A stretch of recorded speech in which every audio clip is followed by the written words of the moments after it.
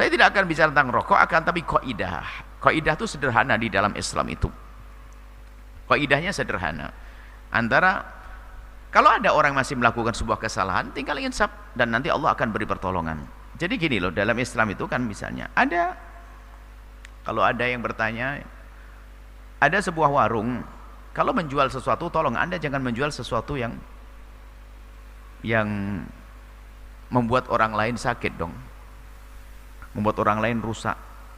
Sehingga kalau ada seorang jual es krim, cuman ternyata terbukti es krim itu adalah es krim yang membahayakan, rupanya ada yang hasud, ada es krim kok kaya banget, duitnya banyak ini, setiap hari pembelinya sampai ribuan, wah ini kaya, ada yang hasud. Diambil sampelnya satu es krim, dilihat di laboratorium, ternyata di situ terdapat sesuatu yang membahayakan kesehatan. Karena ini yang hasud, biarpun dasarnya hasud dulu, tidak apa-apa, bukan tidak apa-apa hasudnya, untuk mencapai kepada pelarangan. Yang hasud pergi ke kantor polisi, laporan. Kantor polisi akan menangkap karena ini membawa sesuatu yang menjadikan orang sakit. Kantor polisi nggak akan terlalu kuat kalau saya hanya larang, nanti orang masih saja menyalahkan, mau enak kok.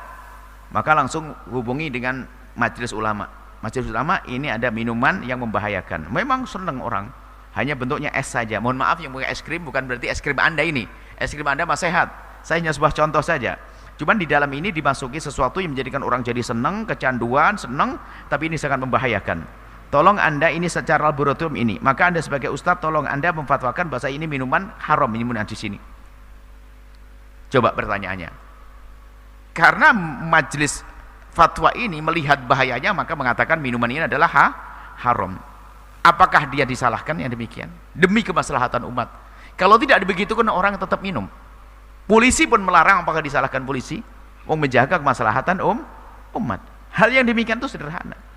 Jadi memang kalau ada indikasi membahayakan, sah untuk dikatakan itu adalah nggak boleh menurut undang-undang negara, sekaligus fatwa ulama juga sah. Karena apa? Dalam Al-Quran dikatakan bahasanya, wala tulqu bi'aidikum ila tahlukati, kamu tidak boleh melakukan sesuatu yang menjadikan dirimu hancur. Hancur beneran atau hancur setengah hancur, atau nggak baik, itu saja. Itu sudah nggak boleh. Selesai. Sekarang pertanyaannya, apa kabar dengan, bagaimana kabarmu wahai rokok? Apa kata dokter? Tanyakan pada dokter. Saya tidak bicara. Mungkin ada yang merokok di sini, Anda cukup senyum saja, Anda tanyakan pada dokter, selesai. Apa kata dokter? Apakah dokter mengatakan ini ada vitamin 17? Atau kemudian ini? Tanyakan dokter. Kemudian sederhana, itu saja. Jadi kita perlu namanya keinsyafan. Adapun masalah susah meninggalkan itu babnya bukan masalah itu. Ada candu di dalamnya. Sehingga yang merokok itu sendiri banyak dia ingin meninggalkannya dan ngerti kalau itu nggak boleh, nggak bagus. Cuman ada kecanduannya, maka lu proses. Sehingga saya tidak berani mencaci orang yang merokok. Akan tapi bisa himbau, ketahuilah janganlah merokok. Mending ya pelan-pelan lah. Saya tidak akan marah-marah dengan perokok. Karena apa? Kata pengakuan perokok itu menghilangkan rokok susah. Sampai kata mending lapar daripada tidak merokok, karena ada candunya di situ. Cuman hukumnya dia sudah ngerti loh ya. Hari ini pun Anda sudah paham yang rokok bahasa itu nggak baik. Buktinya anak kecil Anda waktu merokok Anda marah-marah. Jadi kalau tiba-tiba ada orang ngasih rokok kepada anak Anda juga nggak terima. Kalau memang itu vitamin, mending Anda terima kasih kan gitu ya. Jadi sebetulnya ini sangat sederhana. Cuman permasalahan yang candu, dan canduan ada hubungan dengan hawa nafsu, sehingga kalau dikritik marah. Jangan, ngapain kata haram enggak nih? Padahal hati kecil yang ngomong nggak mau loh. Nah itu. Jadi ini perlu kita sedikit tenang urusan rokok. Bagi Anda yang merokok, mintalah kepada Allah, ya Allah jadikan kesenangan bukan di rokok, di degan, makan tebu, itu aja lah. Jadi dirubah nanti. Kalau sudah dirubah oleh Allah mah gampang. Tentunya Anda pun juga kalau mencaci maki orang yang demikian itu, akan tapi kita doakan semoga dihindarkan daripada merokok. Sudah jelas hukumnya, nggak usah. Kadang-kadang perlu panjang ceritanya, sebab saya tidak mau menyakiti hati siapapun, tapi saya ingin menjadikan orang ngerti siapapun nih. Ya. Apakah setelah itu, setelah Anda hukumi sendiri sudah jelas. Nah, dan apakah itu bohong gitu? Dalam dunia bisnis, kalau saya punya produk, saya punya minuman Al-Bahjah, apakah saya boleh menulis bahwa minuman ini membahayakan, bakal matikan Anda? Kira-kira saya itu orang pebisnis hebat atau tidak? Kira-kira sekarang tulisan di rokok itu benar enggak itu bahwasanya rokok membahayakan Anda? Itu tanyakan saya jujur ada. Nah, kalau memang urusan bisnis seharusnya itu nggak boleh ditulis di situ, biar orang tidak takut, kan begitu.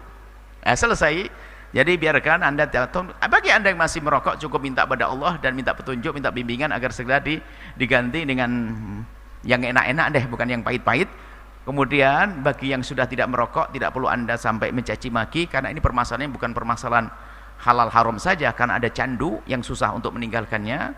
Maka semoga diberi pertolongan, selesai ya. Enak semuanya, yang rokok pun enggak, ya tetap panas, rokok itu tetap panas itu. Tapi semakin sejuk insyaallah dengan keinsyafan. Wallahu a'lam bissawab. Setelah Anda menyaksikan video ini, jangan lupa berselawat kepada baginda Nabi Muhammad sallallahu alaihi wa alihi wa sahbihi wasallam.